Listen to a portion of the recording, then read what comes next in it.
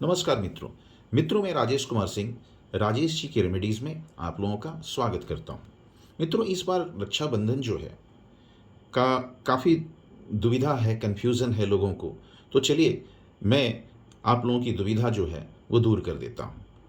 आपको बताता हूँ कि इस बार राखी का त्यौहार जो है 11 अगस्त 2022 गुरुवार के दिन को मनाया जाएगा। बहनों को चाहिए कि अपने भाइयों को राखी शुभ मुहूर्त में ही बांधें, भद्रकाल में राखी न बांधें। अब चलिए जानते हैं कि रक्षाबंधन का शुभ मुहूर्त कब है। हिंदू पंचांग के अनुसार श्रावण मास की शुक्ल पक्ष की पूर्णिमा तिथि 11 अगस्त गुरुवार को 10:38 से शुरू होकर अगले दिन शुक्रवार को सुबह 7:05 पर समाप्त हो जाएगी। अब चलिए जानते हैं कि अभिजीत मुहूर्त, जिसमें राखी बांधना इस मुहूर्त में बहुत अच्छा माना जाता है।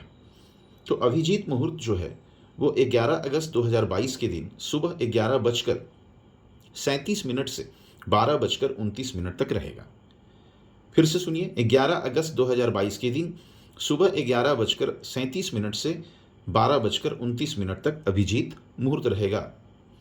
अब इसके बाद विजय मुहूर्त, में भी आप राखी बांध सकते हैं। विजय मुहूर्त दोपहर 2:14 से लेकर 3:07 तक रहेगा। फिर से सुनिए, विजय मुहूर्त दोपहर 2:14 से 3:07 तक रहेगा।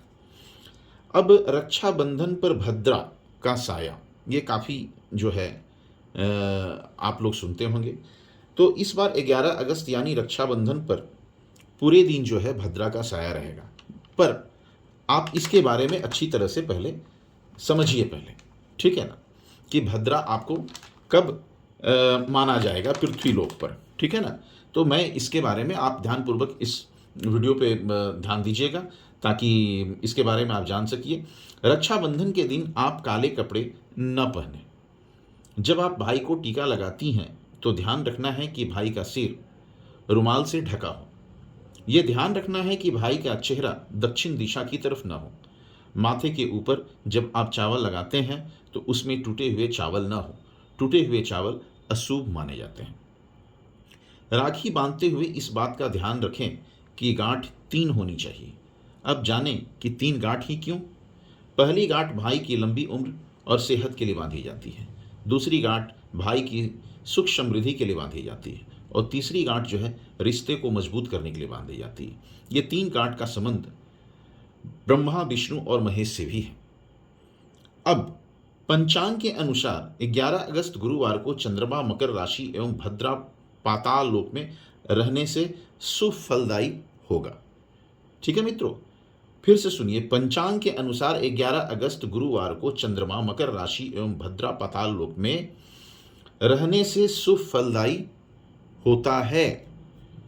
यानी कि उस दिन आपको भद्रा का कोई ये नहीं है।